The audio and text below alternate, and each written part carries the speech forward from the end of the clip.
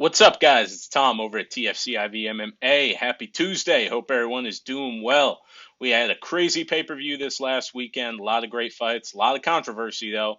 Hopefully, a lot of great fights carries into this weekend, but maybe not all the controversy. Am I right? But hey, UFC Vegas 66, Jared Cannonier, Sean Strickland. I know I'm really pumped for this card. Some great fights all around. We got a great main event, great co-main event, and just a great night of fights. And I'm really looking forward to it. So let's jump right in. First fight of the night, we got Sergey Morozov versus Journey Newsom. Newson, sorry. Going to be a good fight, guys. Starts it off at bantamweight. We know in a weight class like bantamweight, it's going to be very tough to put on a bad fight. A lot of skilled fighters down there. I'm real excited for this one, guys. Great way to kick off the card. Neither of these guys are household names, but these are when some of the best fights happen early on the cards. These guys come out, got something to prove. Got a Kazakhstan versus United States. Going to be real good. Last I checked, Morozov was about minus 225-ish or so, with Newsom coming in about a plus 190, which I think is pretty fair overall. And I'm going to go with the favorite on this one to start us off. So we're going Morozov, most likely by finish, to be honest with you. As we go into the next fight, this is one of those fights where I'm wondering what on earth is it doing this early on the card. We got Manel Kape, David Dvorak. Got a great flyweight bout. We got number 9 versus number 12, and we actually have the number 12 ranked Manel Kape coming in as a pretty heavy favorite on this one, guys. Coming in about a minus 240, where Dvorak's coming in about a plus 195, and I think that's a fair line. I'm a big fan of Manel Kape, obviously coming over from Ryzen. Very good fighter, always entertaining, has some great knockouts, and so based off that, I'm going to go Manel Kape on this one. I know that's two heavy favorites in a row I'm kind of riding with, but I think the odds are kind of spot on this one, so got to go with the bookmakers there. As we go to the next fight, I'm actually going to go with an underdog. We got the Ultimate Fighter winner of not this last season, but the season before that, Volkanovski Ortega. We got Brian Battle versus Rinat Fakhretdinov. I know I probably pronounced that wrong. I try and look up some of these pronunciations. Had a tough time kind of finding that one. But Brian Battle's coming in about a plus 120 with his opponent coming in about a minus 145. I'm going to be honest with you. On the Ultimate Fighter, I was not high on Brian Battle at all. I thought he was one of the later picks for a reason. I thought Andre Petroski was going to handle him pretty easily. He beats Petroski. I thought Gore was going to beat him in the finals. Obviously, that fight didn't happen. But then they made it down the line, and Battle gets the W.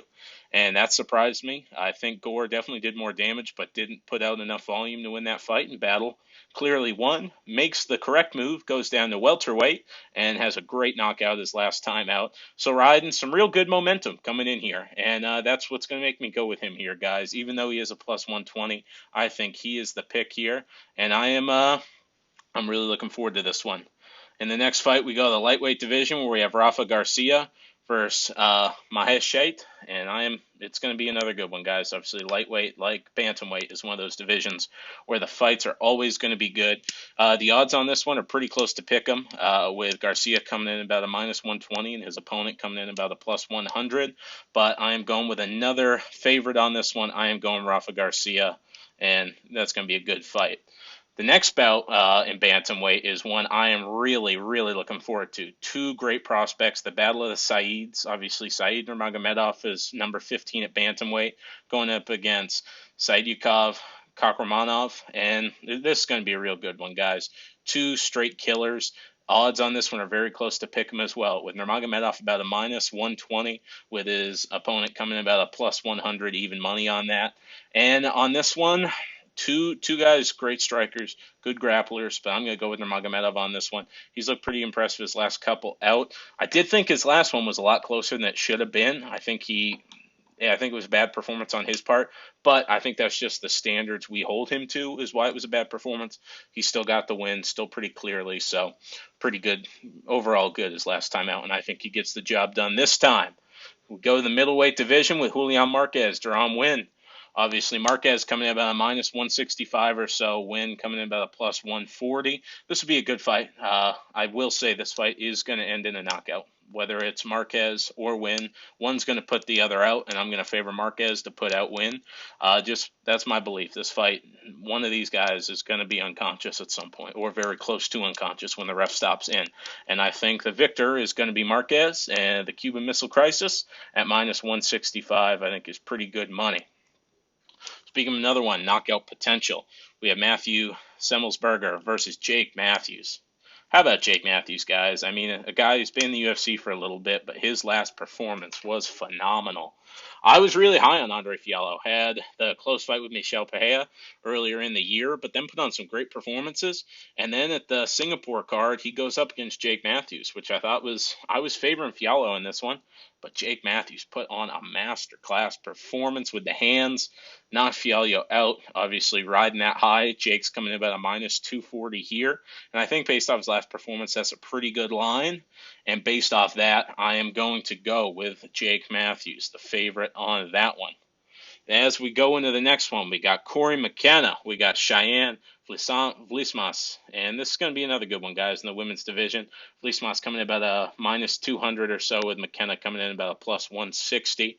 Strawweight division, obviously one of the most stacked division, probably the most stacked division when it comes to the women's divisions. So it's going to be a good one. This is the feature prelim, and I hate to keep picking the favorites because you guys know I love to put a couple dogs in there usually, but I think Velismus is the right pick here. I think she gets it done and gets it done good. As we go to the next one, we got Cody Brundage versus another name I know I'm going to struggle with. We got Michel Oleksiejczuk. Put on a great performance his last time out. I believe the last time he fought was when he knocked out Sam Alvey. As you guys know, I just interviewed Sam Alvey my last time out. Sam had just told me his jaw had just recently recovered. Oleksiejczuk put on some real damage on Sam Alvey, and that's why he's coming into this fight about a minus 285 favorite, with Brundage coming in about a plus 215-ish. And I think it's fair. Cody Brundage has pulled off some upsets in the past, and I definitely could see him do it this time, but I think the safe pick is Oleksiejczuk. So it'll be interesting. I think it's a little bit closer than the odds would suggest. Oleksiejczuk being minus 285, almost a 3-1 favorite. I don't know if I fully agree with that, but I will say we're going to be in for a good fight on it, so I'm really, really looking forward to it. Speaking of good fights, guys, we have, without a doubt, what will be the fight of the night. This is one, if there was a prop bet where which fight is going to be the fight of the night, I'd put several weeks' paychecks on Bobby Green versus Drew Dober to be that fight, guys. Obviously, both of these guys will stand and bang. Drew Dober has so much damn power in his hands. Bobby Green is the same way. A lot of power, good striker. We saw what he did to Raging Al, and I love Raging Al Iaquinta, but Bobby Green put a good performance on with him.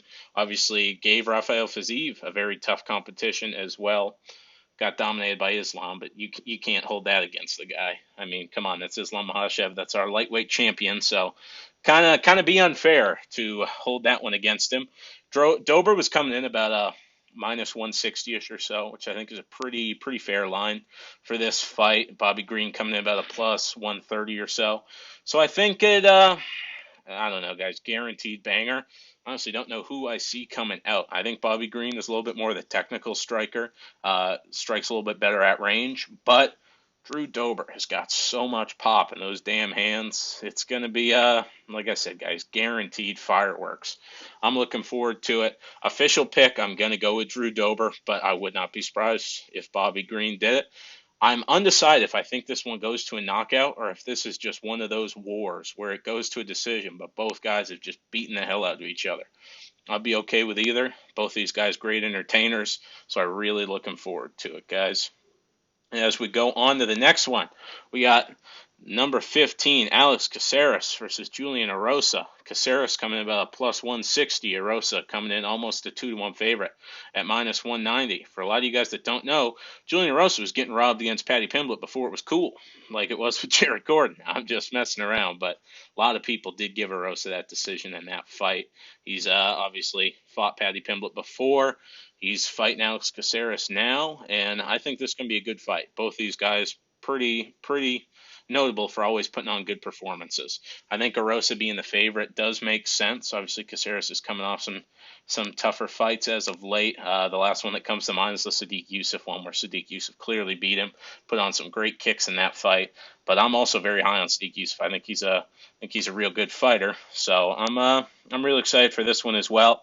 But pick wise, I will be going with Julian Erosa. Real excited for it. As we go in, the third fight on the card, Amir Albazi versus Alessandro Costa.